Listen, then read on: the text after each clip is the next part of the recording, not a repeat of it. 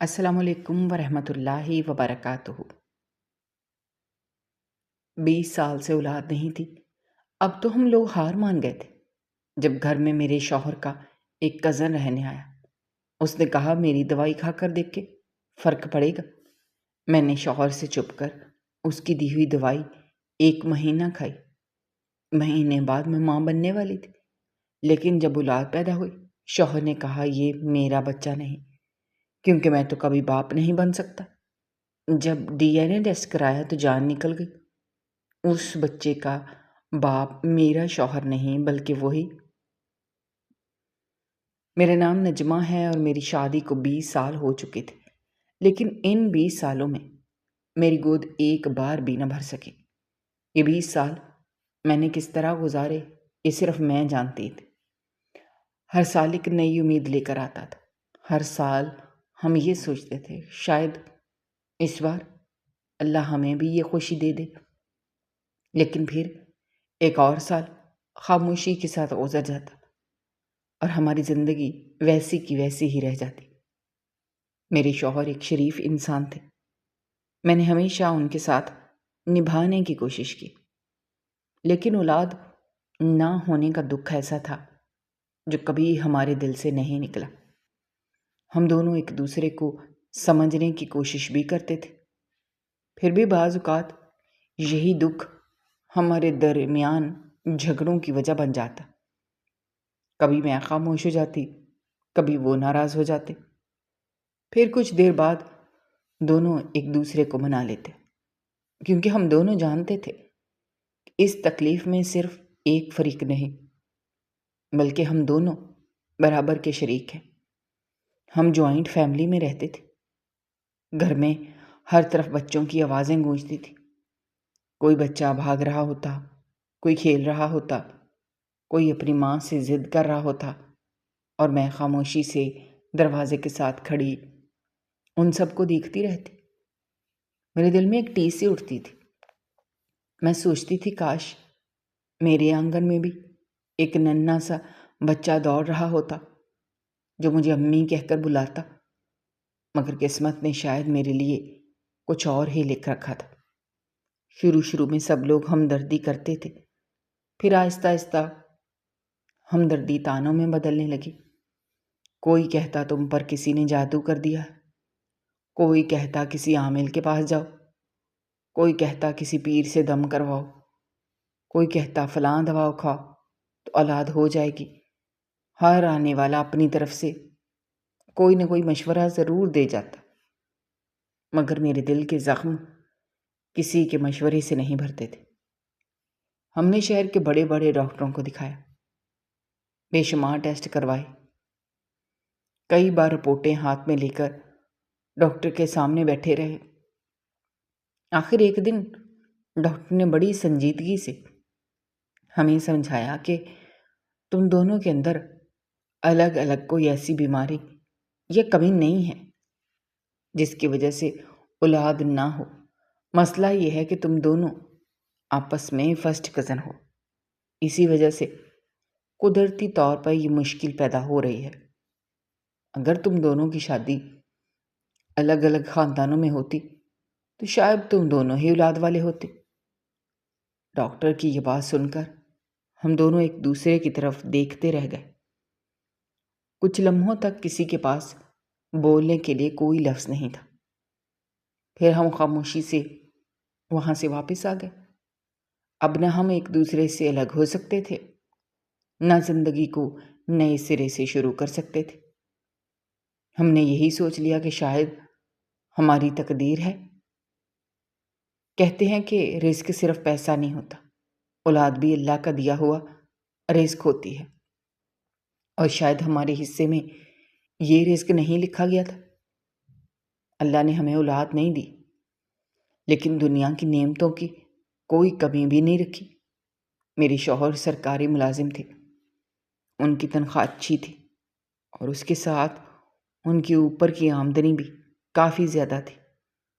اسی وجہ سے ہمارے گھر میں کبھی مالی پریشانی نہیں آئی۔ کھانے پینے کی ہر چیز موجود ہوتی، اچھی گاڑی تھی، بڑا گھر تھا، آرام کی ہر سہولت تھی۔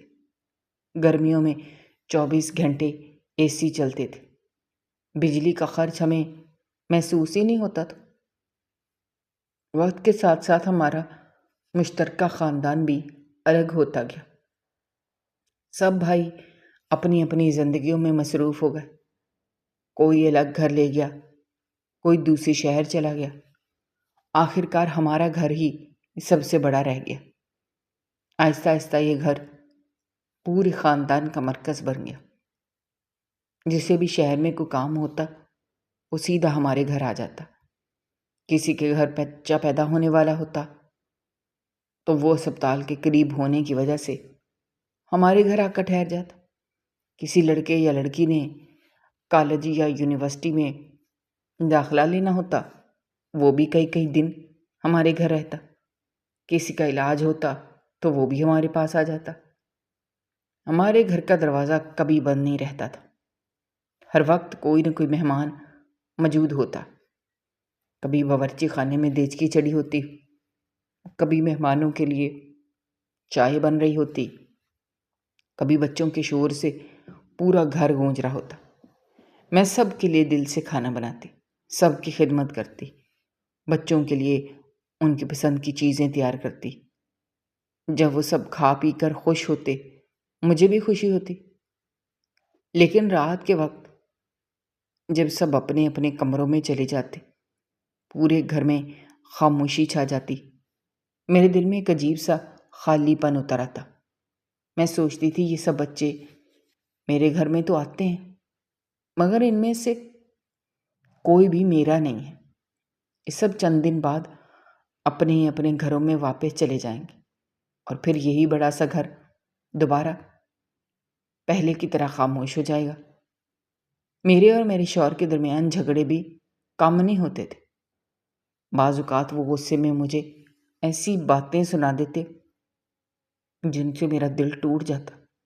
وہ کہتے، ہمارے گھر بھی بچہ ہوتا تو زندگی کچھ اور ہوتی۔ کبھی وہ خاموش ہو جاتے، کبھی کئی گھنٹے مجھ سے بات نہ کرتے۔ میں بھی روتی رہتی، لیکن پھر دل کو یہی سمجھاتی کہ ڈاکٹر تو صاف کہہ چکا ہے، یہ مسئلہ صرف میرا نہیں، ہم دونوں کا ہے۔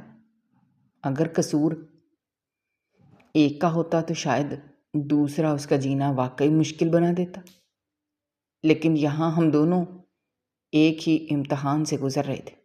پھر بھی حقیقت یہی تھی کہ میرے شوہر نے مجھے زیادہ باتیں سنائی تھی، اور میں ہر بار خاموش رہ کر وہ سب برداشت کرتی رہی، کیونکہ کبھی کبھی محبت انسان کو خاموش رہنا بھی سکھا دیتی ہے۔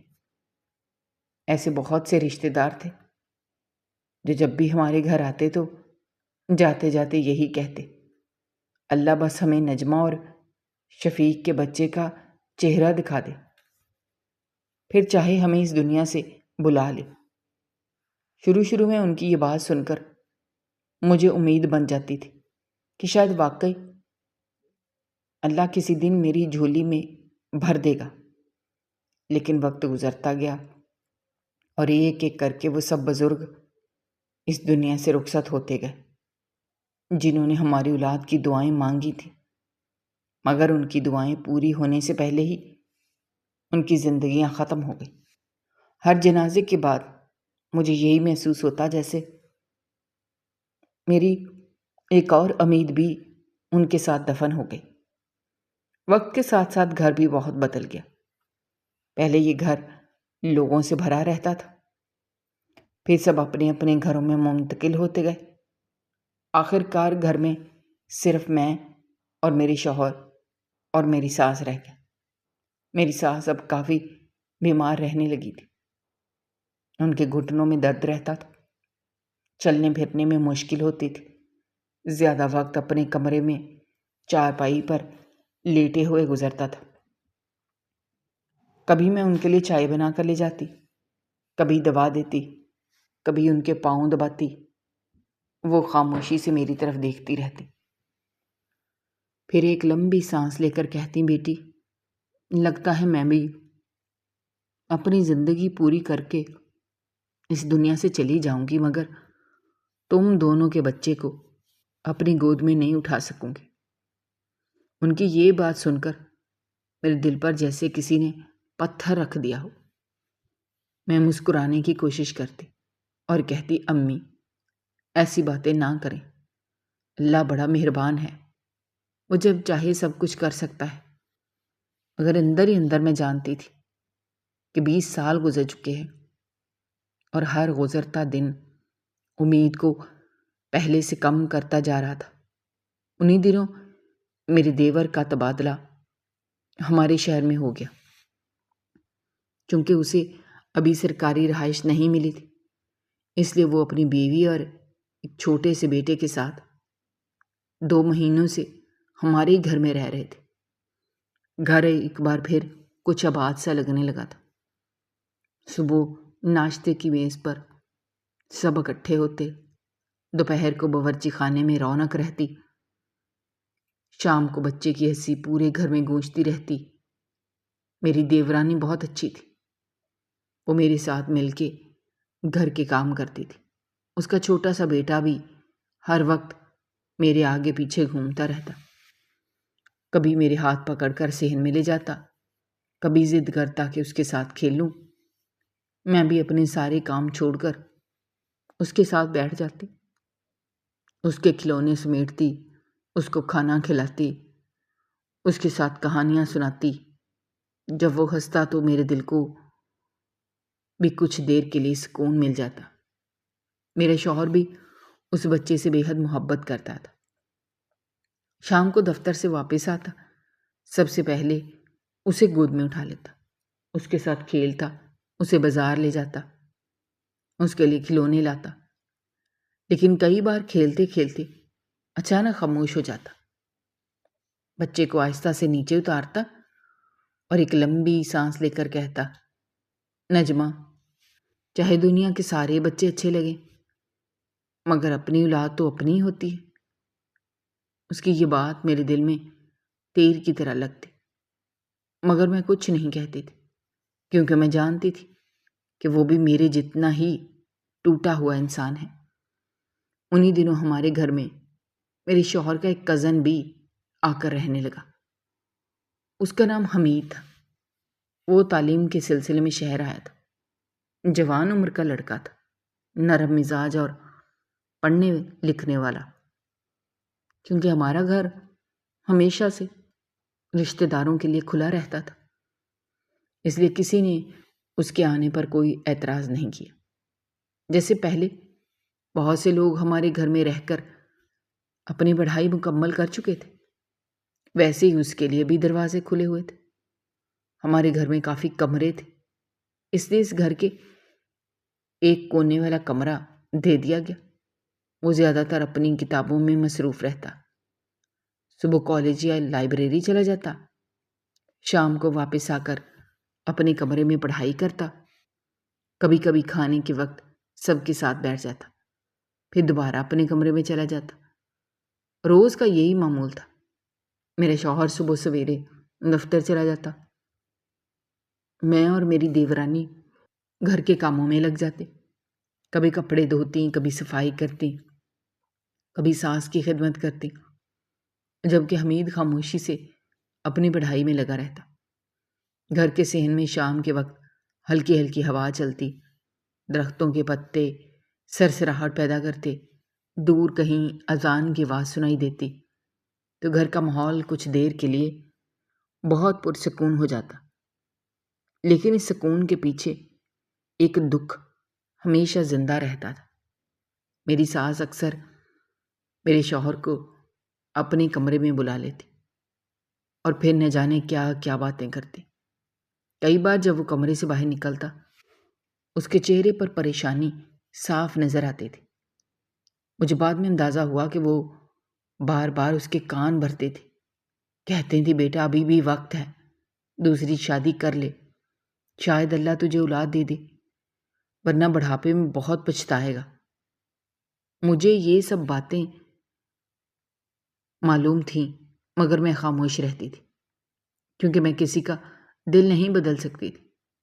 ایک دو مرتبہ تو معاملہ اس حد تک بڑھ گیا، گھر میں باقاعدہ دوسری شادی کی بات شروع ہو گئی، ایک لڑکی بھی دیکھ لی گئی، رشتہ دار آنے جانے لگے، مشورے ہونے لگے، اور مجھے ایسا محسوس ہونے لگا شاید اب میری ازدواجی زندگی ہمیشہ کے لیے بدلنے والی ہے۔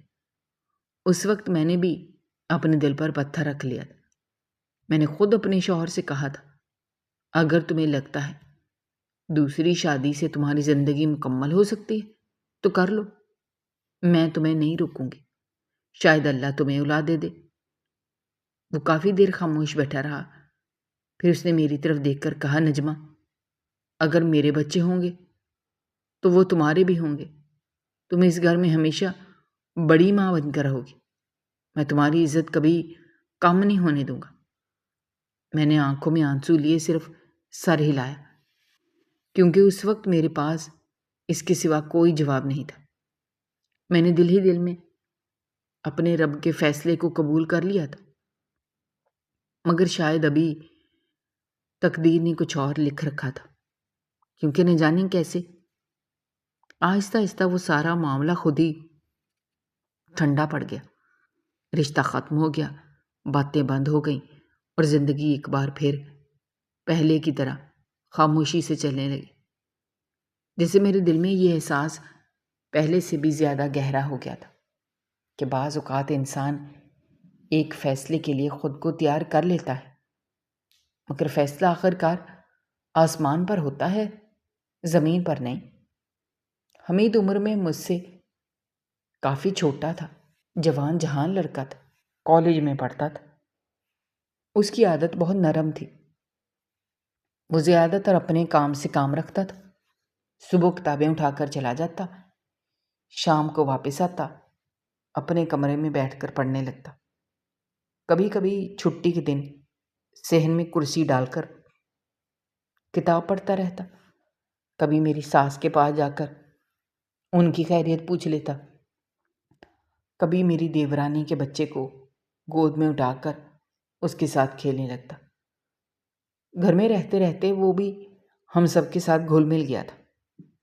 کبھی ایسا ہوتا کہ میں باورچی خانے میں ایک ساتھ کئی کام کر رہی ہوتی، آٹا بھی گوندھ رہی ہوتی، چولہے پر سالن بھی رکھا ہوتا، برتن بھی دھونے ہوتے، ساتھ ہی میری ساس کی دوا کا وقت بھی ہو جاتا۔ وہ آ کر کہتا، بھابھی آپ بہت دیر سے کھڑی ہیں، آج سبزی میں کاٹ دیتا ہوں، آپ آرام سے باقی کام کر لیں۔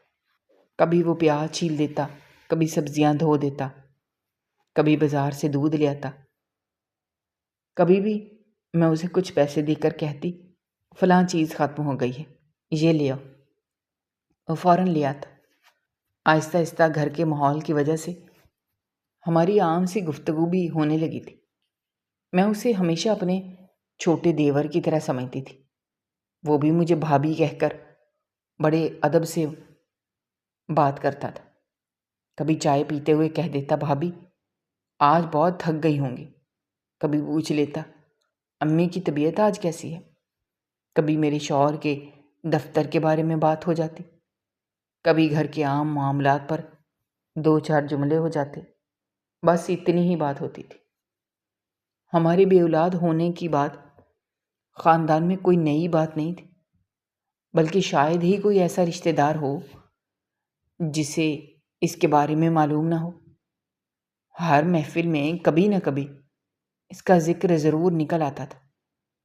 وہ حیرت سے کہتے تھے، 20 سال ہو گئے مگر اللہ نے ابھی تک ان کو اولاد نہیں دی۔ میں نے کم عمری میں شادی کی تھی، اس لیے عمر ابھی اتنی زیادہ نہیں ہوئی تھی، مگر وقت ضرور بہت گزر چکا تھا۔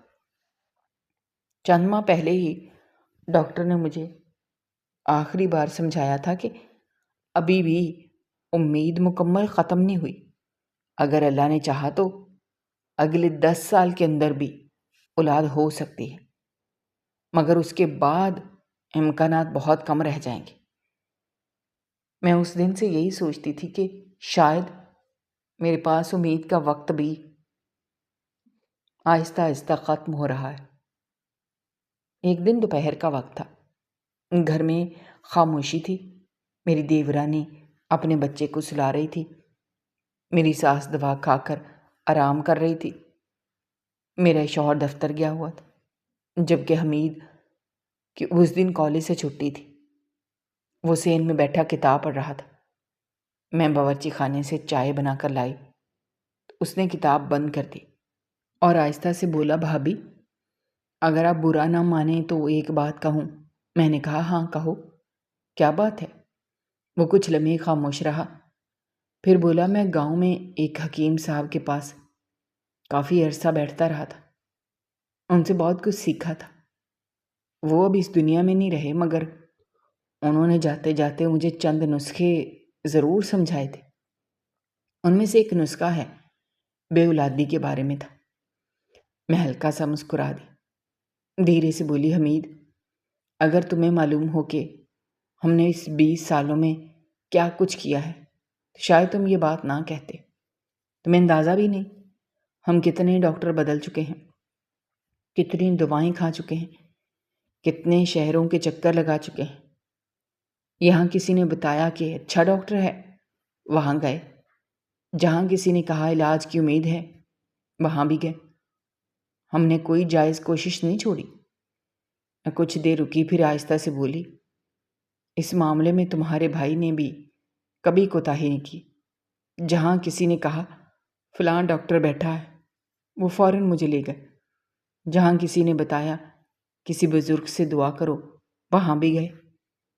علاج بھی کرایا، دعائیں بھی کرائیں، حکیمی دوائیں بھی کھائیں، گھریلو ٹوٹکے بھی کیے، مگر نتیجہ کچھ نہیں نکلا۔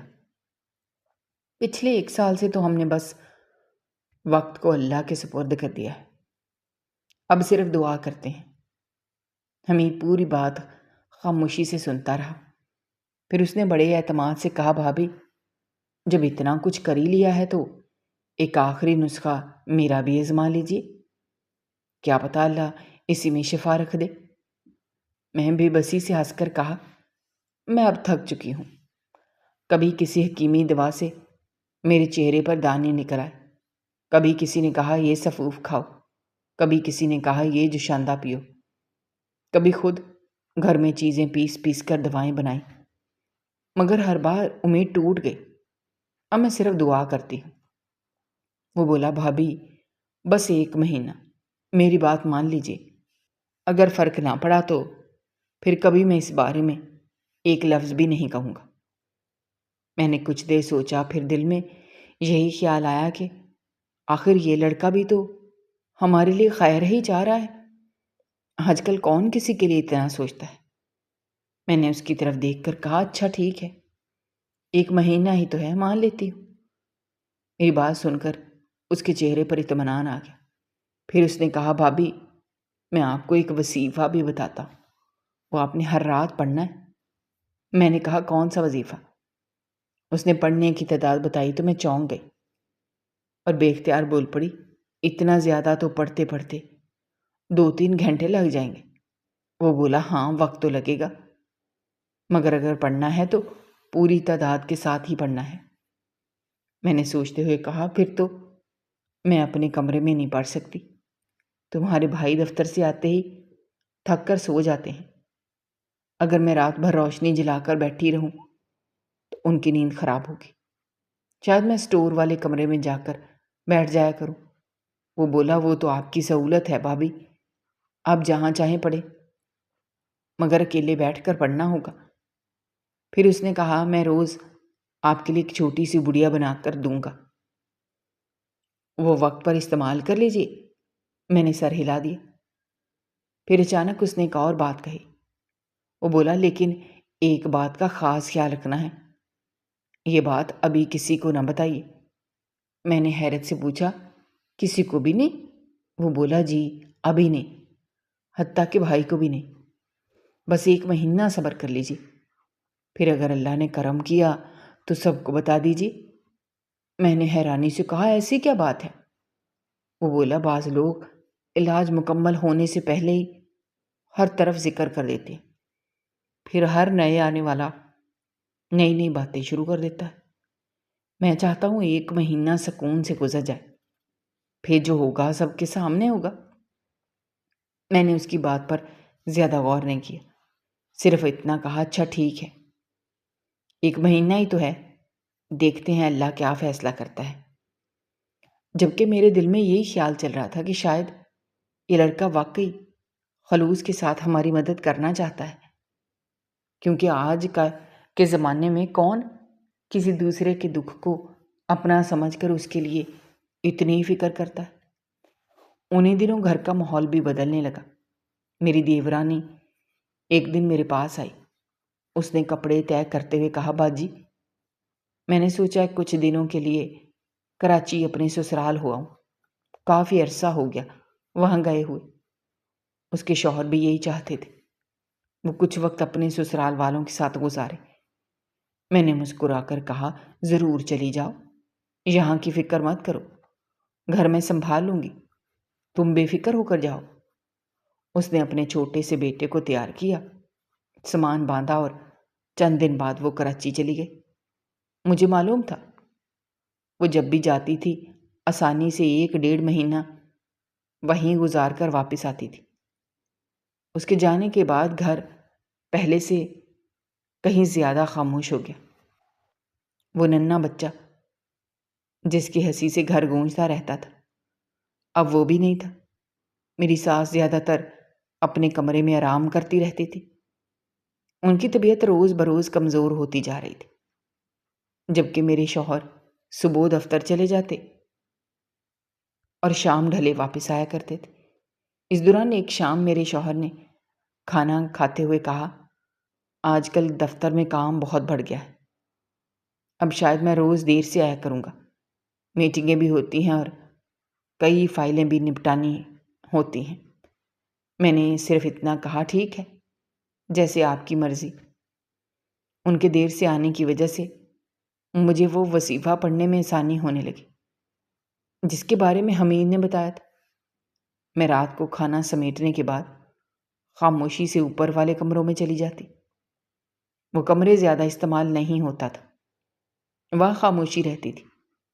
ایک کونے میں جائے نماز بچھا لیتی، کھڑکی سے رات کی ٹھنڈی ہوا اندر آتی رہتی، پورا گھر خاموش ہو جاتا۔ میں سکون سے بیٹھ کر اپنا وظیفہ پڑھتی رہتی۔ اس میں کافی وقت لگ جاتا، کبھی کبھی پڑھتے پڑھتے اتنا تھک جاتی کہ وہیں فرش پر بچھی چادر پر لیٹ جاتی اور آنکھ لگ جاتی۔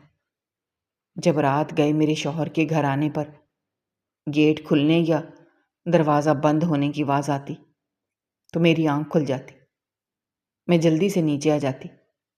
وہ سمجھتے کہ میں اپنے ہی کمرے میں سو رہی تھی، کیونکہ ہمارے گھر میں گرمیوں کے دنوں میں ہر وقت اے سی چلتا رہتا تھا۔ سرکاری رہائش ہونے کی وجہ سے بجلی کا الگ حساب نہیں تھا، اسی لیے گھر کے کمروں میں ٹھنڈک رہتی تھی۔ انہیں کبھی یہ خیال بھی نہیں آیا کہ میں اوپر والے کمرے میں جا کر اتنی دیر تک بیٹھی رہتی ہوں۔ ادھر حمید بھی بڑی محنت سے وہ جڑی بوٹیوں والا نسخہ تیار کرتا تھا۔ کبھی شام کو کہتا، آج یہ تیار کر لیا ہے، کبھی کہتا آج فلاں چیز پیسنے میں زیادہ وقت لگ گیا۔ وہ اپنی پڑھائی بھی کرتا رہتا اور اپنے روزمرہ کے کام بھی نبھاتا رہتا۔ گھر میں رہتے رہتے ہماری گفتگو پہلے سے کچھ زیادہ ہونے لگی تھی۔ کبھی صحن میں شام کی چائے پیتے ہوئے 2-4 باتیں ہو جاتی، کبھی وہ پڑھائی کے قصے سناتا، کبھی میں اپنے بچپن کی کوئی بات بتا دیتی، کبھی کسی بات پر ہنسی آ جاتی تو دونوں مسکرا دیتے۔ میرے لیے وہ اب بھی گھر کا ایک چھوٹا فرد ہی تھا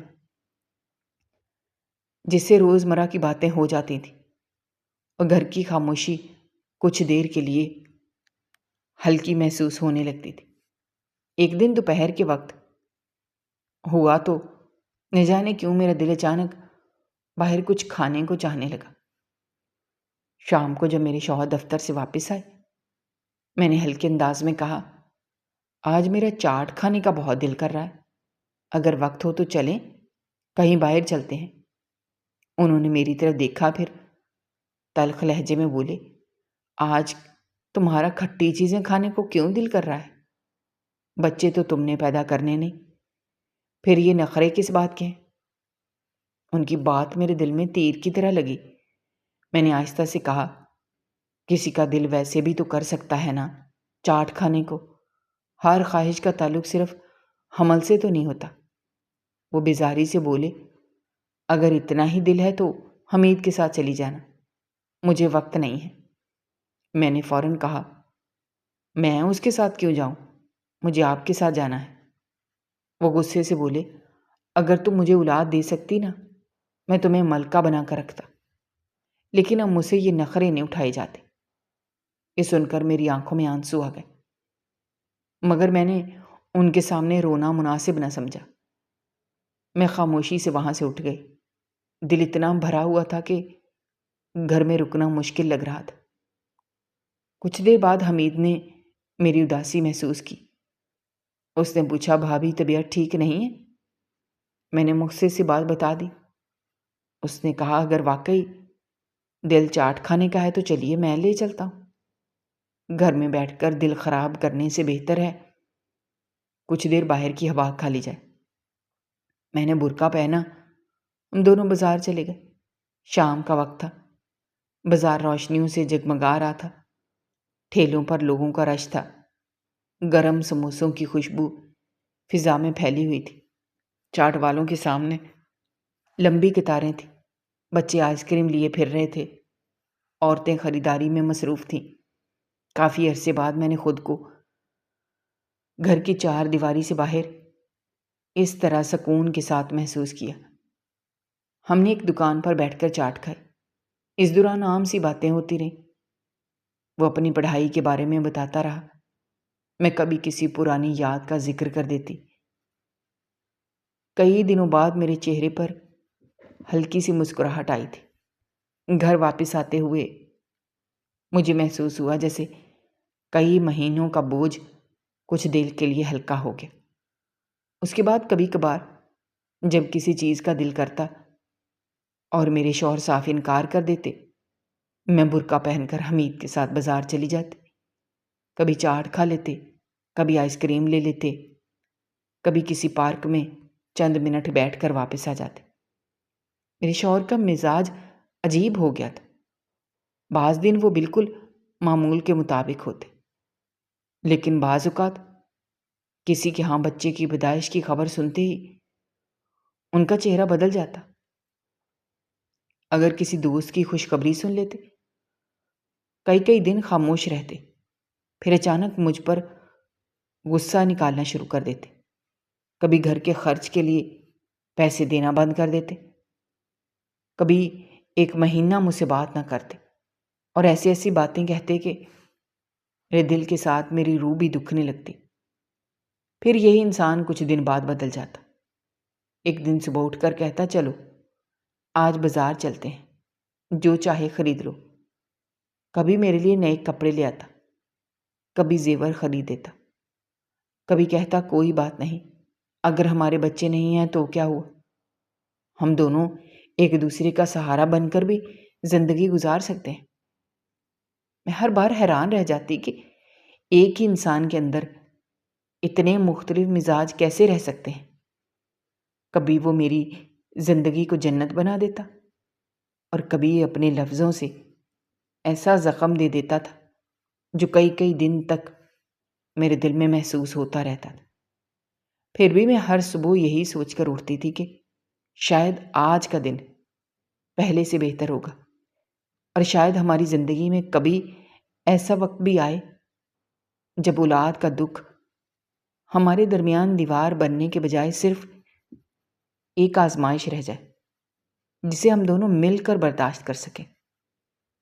ایک دن دوپہر کا وقت تھا، گھر میں مکمل خاموشی تھی۔ میری ساس اپنے کمرے میں سو رہی تھی، میرا شوہر دفتر گیا ہوا تھا، جبکہ حمید اپنے کمرے میں کتابیں کھول کر بیٹھا تھا۔ میں نے اس دن بھی حسب معمول وہ پڑیا کھائی تھی، لیکن کچھ ہی دیر بعد میری آنکھوں میں ایسی غنودگی طاری ہونے لگی، میں خود حیران رہ گئی۔ میں بڑی مشکل سے اوپر والے کمرے تک پہنچی، وظیفہ پڑھنے کے لیے جائے نماز بچھائی۔ ابھی چند مرتبہ ہی پڑھا ہوگا کہ آنکھیں اتنی بھاری ہونے لگیں جیسے کئی راتوں سے سوئی نہ ہو۔ میں نے خود کو سنبھالنے کی کوشش کی، مگر پلکیں بار بند ہونے لگی۔ آخر کار میں وہیں دیوار کے ساتھ ٹیک لگا کر بیٹھ گئی اور نہ جانے کب میری آنکھ لگ گئی۔ جب میری آنکھ کھلی تو کافی وقت گزر چکا تھا۔ میں نے جلدی جلدی وظیفہ مکمل کیا اور نیچے آ گئی، لیکن میرے ذہن میں ایک ہی سوال بار بار گھوم رہا تھا، آخر مجھے روز اتنی شدید نیند کیوں آنے لگی؟ شام کو جب حمید صحن میں بیٹھا چائے پی رہا تھا، میں اس کے پاس جا کر بیٹھ گئی اور اس سے کہا، حمید ایک بات پوچھوں؟ اس نے مسکرا کر کہا، جی بھابھی پوچھیں۔ میں نے کہا، تمہاری اس دوا میں کوئی ایسی چیز تو نہیں جس سے نیند آتی ہو؟ میری بات سنتے ہی اس کے چہرے کے تاثرات ایک لمحے کے لیے بدل گئے، جیسے وہ گھبرا گیا۔ پھر فوراً خود کو سنبھالتے ہوئے بولا، بھابھی یہ آپ سے کس نے کہا؟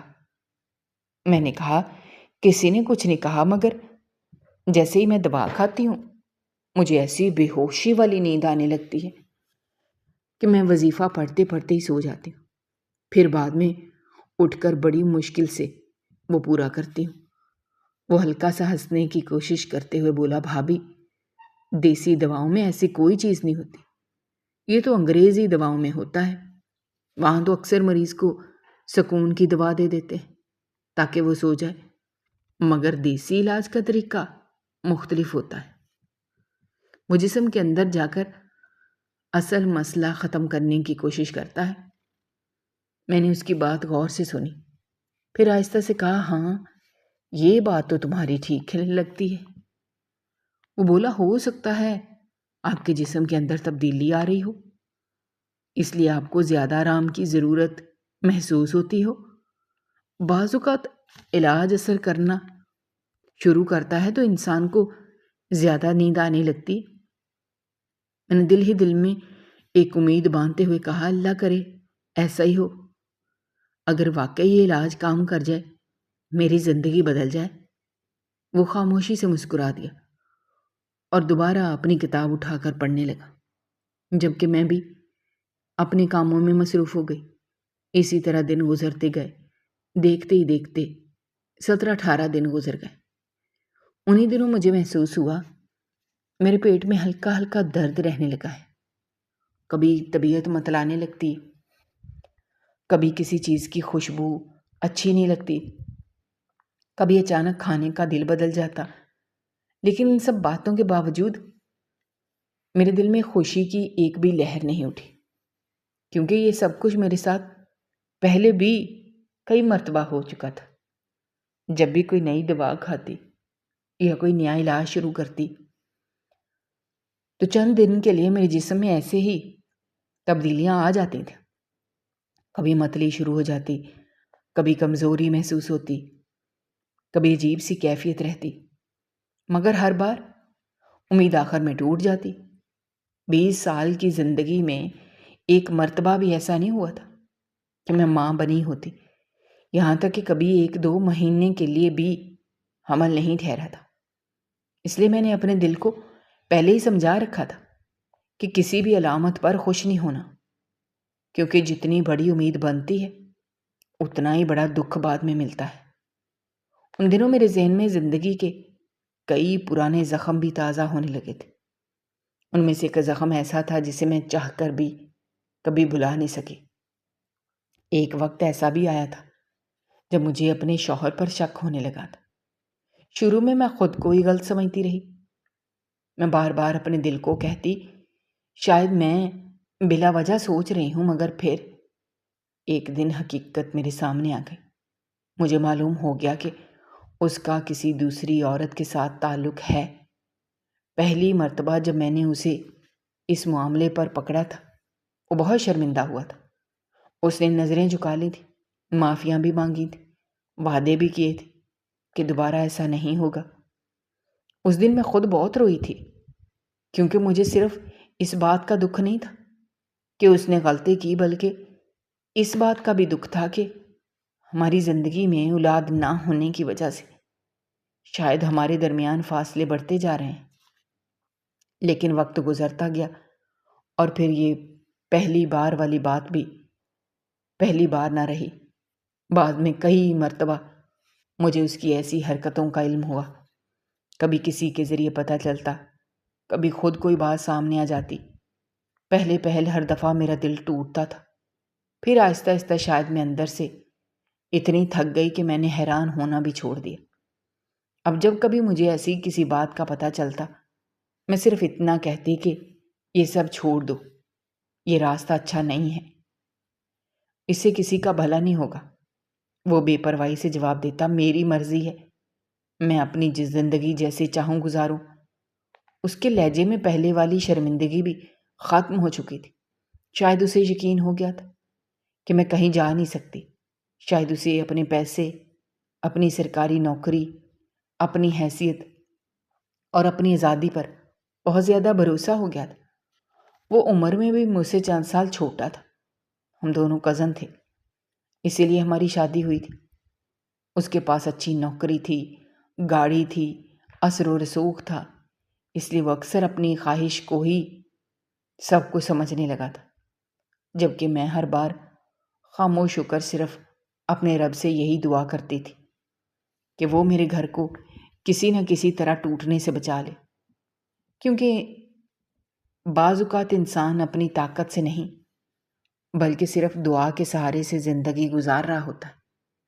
ایک دن صبح سے ہی میری طبیعت کچھ زیادہ خراب تھی، جسم میں عجیب سی کمزوری محسوس ہو رہی تھی، سر بھاری تھا، دل مسلسل متلا رہا تھا۔ میں نے سوچا شاید آج بھی دوا کا ہی اثر ہے، اس لیے میں نے کسی کو کچھ نہیں بتایا۔ اس دن میرے شوہر کی چھٹی تھی، وہ گھر پر موجود تھا۔ میں باورچی خانے میں چائے بنا رہی تھی، اچانک میری آنکھوں کے سامنے اندھیرا چھا گیا، میرے ہاتھ سے کپ گر گیا اور مجھے کچھ یاد نہیں رہا۔ جب آنکھ کھلی تو میں اپنے شوہر کی گود میں تھی اور وہ گھبراہٹ میں بار بار میرا نام لے رہا تھا۔ پھر اس نے مجھے فوراً گاڑی میں بٹھایا، شہر کے ایک بڑے ڈاکٹر کے پاس لے گیا۔ پورے راستے اس کے چہرے پر پریشانی صاف دکھائی دے رہی تھی، جبکہ میری حالت ایسی تھی کہ میں ٹھیک سے آنکھیں بھی نہیں کھول پا رہی تھی۔ ڈاکٹر نے میرا معائنہ کیا، چند ضروری ٹیسٹ کروائے، پھر رپورٹ سامنے رکھ دی، ہماری طرف دیکھا۔ اس کے چہرے پر ہلکی مسکراہٹ تھی۔ اس نے کہا، مبارک ہو، آپ ماں بننے والی ہیں، سب کچھ نارمل لگ رہا ہے، بس باقاعدگی سے ہر مہینے چیک اپ کرواتے رہیے۔ ایک لمحے کے لیے مجھے لگا جیسے میرے کانوں نے غلط سنا ہے۔ میں نے دوبارہ ڈاکٹر کی طرف دیکھا، اس نے پھر مسکرا کر یہی بات دہرائی۔ میرے دل کی دھڑکن تیز ہو گئی، میری آنکھوں سے آنسو بہنے لگے۔ 20 سال کی دعائیں ایک لمحے میں قبول ہوتی محسوس ہو رہی تھیں۔ میرے ذہن میں فوراً وہ وظیفہ آیا جو میں مسلسل پڑھ رہی تھی، پھر وہ حکیمی دوا یاد آئی جو حمید مجھے روز بنا کر دیتا تھا۔ میں دل ہی دل میں یہی سوچ رہی تھی کہ اللہ جب چاہتا ہے تو اسباب بھی خود ہی پیدا کر دیتا ہے۔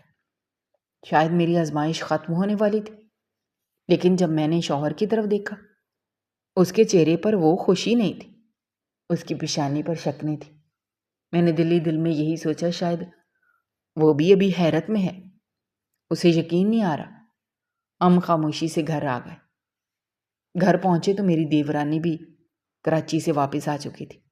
میری ساس اپنے کمرے سے سہارا لے کر باہر آئیں، جبکہ حمید بھی برآمدے میں موجود تھا۔ سب لوگ ہماری طرف سوالیہ نظروں سے دیکھ رہے تھے۔ میں ابھی کچھ کہنے ہی والی تھی کہ میرے شوہر نے اچانک بلند آواز میں کہا، یہ بچہ میرا نہیں ہو سکتا۔ میرا دل جیسے ایک لمحے کے لیے رک گیا۔ میں نے حیرت سے ان کی طرف دیکھا اور وہ مشکل اتنا کہہ سکی، آپ یہ کیا کہہ رہے ہیں؟ گھر میں مکمل خاموشی چھا گئی۔ میری ساس نے غصے سے اپنے بیٹے کی طرف دیکھا، بولی، اللہ کا شکر ادا کرو، اتنے سال بعد خوشخبری ملی ہے اور تو کیسی باتیں کر رہا ہے؟ یہ لڑکی پورا دن ہمارے سامنے رہتی ہے، ہم نے کبھی اس کے کردار پر انگلی اٹھانے والی کوئی بات نہیں دیکھی۔ میری دیورانی بھی حیران کھڑی تھی، اسے بھی سمجھ نہیں آ رہی تھی کہ اچانک یہ سب کیا ہو گیا۔ میرے شوہر نے غصے میں چیختے ہوئے کہا، آپ لوگ حقیقت نہیں جانتے، کیونکہ میں کبھی باپ ہی نہیں بن سکتا۔ یہ سن کر سب ایک دوسرے کا چہرہ دیکھنے لگے۔ اس نے کانپتی آواز میں کہا، پہلے ڈاکٹر نے جب ہمارا معائنہ کیا تھا تو اصل مسئلہ میرے اندر نکلا تھا۔ میں نے نجمہ سے جھوٹ بولا تھا۔ میں نے اسے بتایا کہ ہم دونوں میں مسئلہ ہے، مگر حقیقت یہ تھی کہ ڈاکٹر نے مجھے کہا تھا کہ میرے لیے اولاد ہونا انتہائی مشکل ہے۔ اس کے بعد میں نے کبھی دوبارہ ٹیسٹ نہیں کروائے، کیونکہ میں یہ حقیقت کسی کو بتانا نہیں چاہتا تھا۔ اس کی بات سن کر میرے پیروں تلے سے زمین نکل گئی۔ 20 سال تک وہ مجھے تانے دیتا رہا، کبھی میری بے اولادی کا مذاق اڑاتا رہا، کبھی دوسری شادی کی بات کرتا رہا، کبھی میرے دل کو زخمی کرتا رہا، جبکہ حقیقت یہ تھی کہ اصل مسئلہ اس کے اپنے اندر تھا۔ میری آنکھوں سے آنسو مسلسل بہہ رہے تھے، مگر اب مجھے سمجھ نہیں آ رہی تھی میں اس بات پر زیادہ حیران ہوں یا اپنی قسمت پر۔ گھر کا ماحول چند لمحوں میں بدل گیا۔ آخر کار فیصلہ ہوا کہ دوبارہ ڈاکٹر کے پاس چلتے ہیں۔ ہم سب ڈاکٹر کے پاس گئے۔ میرے شوہر نے ساری بات صاف صاف بتا دی۔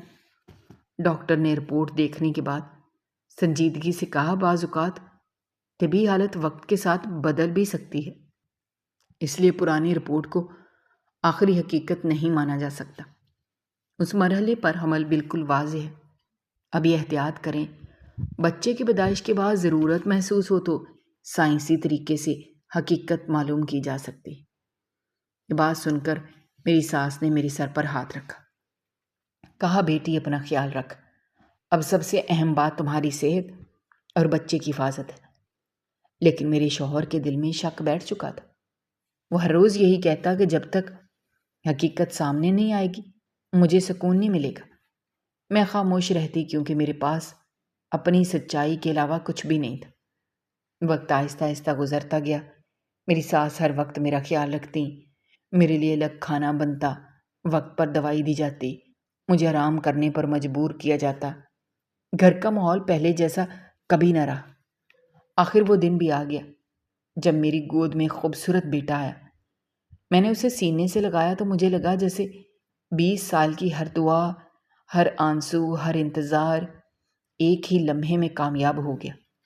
میری ساس خوشی سے رو رہی تھی، میری دیورانی بچے کو دیکھ کر دعائیں دے رہی تھی، مگر میرے شوہر کے چہرے پر اب بھی بے یقینی موجود تھی۔ چند ہی دن بعد اس نے قانونی طریقے سے DNA ٹیسٹ کروانے کی درخواست دے دی۔ نمونے لیے گئے اور ہمیں بتایا گیا کہ رپورٹ 2 دن بعد مل جائے گی۔ وہ 2 دن میری زندگی کے سب سے لمبے دن تھے۔ آخر رپورٹ آ گئی۔ رپورٹ دیکھتے ہی میرے شوہر کا رنگ بدل گیا۔ اس نے کاغذ میری طرف بڑھایا۔ اس نے کہا، اس رپورٹ کے مطابق یہ بچہ میرا نہیں ہے۔ میرے ہاتھ کانپنے لگے، سانس رکنے لگی، میری سمجھ میں کچھ نہیں آ رہا تھا۔ یہ سب کیسے ہو سکتا ہے؟ گھر میں ایک بار پھر خاموشی چھا گئی۔ کافی دیر بعد میرے شوہر نے آہستہ مگر سخت لہجے میں کہا، اس گھر میں اس دوران ایک ہی اور مرد رہتا تھا۔ اس کا اشارہ حمید کی طرف تھا۔ میں نے فوراً انکار کرتے ہوئے کہا، ایسی بات زبان پر مت لاؤ، مجھے یہ سوچ کر بھی شرمندگی محسوس ہو رہی ہے۔ لیکن وہ کسی بات پر آمادہ نہیں تھا۔ اس نے فیصلہ کیا کہ حمید کا بھی DNA ٹیسٹ ہوگا تاکہ ہر شبہ ہمارے ہمیشہ کے لیے ختم ہو جائے۔ حمید نے بظاہر اس فیصلے پر کوئی اعتراض نہیں کیا۔ اس کا نمونہ بھی لے لیا گیا۔ رپورٹ آنے میں 2 دن باقی تھے، مگر رپورٹ ملنے سے 2 دن پہلے ہی اس نے اچانک گاؤں جانے کا بہانہ بنایا۔ بغیر کسی کو زیادہ کچھ بتائے وہاں سے چلا گیا۔ اس کے اس طرح اچانک چلے جانے سے گھر میں پہلے سے موجود بے چینی اور بڑھ گئی۔ سب کی نظریں اب اس آنے والی رپورٹ پر لگی ہوئی تھیں، جس کے بعد شاید کئی زندگیوں کی حقیقت ہمیشہ کے لیے بدلنے والی تھی۔ 2 دن ایسے گزرے جیسے 2 سال گزر رہے ہوں۔ گھر میں ہر شخص بے چینی سے رپورٹ کا انتظار کر رہا تھا۔ کوئی مجھ سے سیدھی طرح بات نہیں کرتا تھا۔ میرے شوہر ہر وقت خاموش رہتے، میری ساس بھی پریشان رہتی، جبکہ میں اپنے ننھے سے بیٹے کو سینے سے لگائے ہر وقت اللہ سے دعا کرتی رہتی تھی کہ سچ جلد سامنے آ جائے، کیونکہ مجھے خود بھی سمجھ نہیں آ رہی تھی میری زندگی میں یہ سب کیسے ہو گیا۔ آخر وہ دن آ گیا جب رپورٹ آ گئی۔ میرے شوہر نے کانپتے ہاتھوں سے لفافہ کھولا، چند لمحے وہ خاموشی سے کاغذ کو دیکھتے رہے، پھر ان کے ہاتھ سے رپورٹ نیچے گر گئے۔ ان کی آنکھوں میں غصہ بھی تھا، حیرت بھی تھی، نفرت بھی تھی۔ انہوں نے بلند آواز میں کہا، رپورٹ کے مطابق اس بچے کا باپ حمید ہے۔ یہ سنتے ہی میرے پاؤں تلے سے زمین نکل گئے، میرا سانس رک گیا۔ مجھے لگا جیسے پوری دنیا آنکھوں کے سامنے گھوم رہی ہو۔ میں بار بار صرف ایک ہی بات کہہ رہی تھی، یہ نہیں ہو سکتا، یہ کیسے ہو سکتا ہے؟ گھر میں موجود ہر شخص کی نظریں میری طرف اٹھ گئی۔ کسی نے میری بات سننے کی کوشش نہیں کی۔ الزام پر الزام لگنے لگے۔ میری ساتھ جو چند دن پہلے تک میرا خیال رکھ رہی تھی وہ بھی رونے لگی، کہنے لگی ہمیں تم سے ایسی امید نہیں تھی۔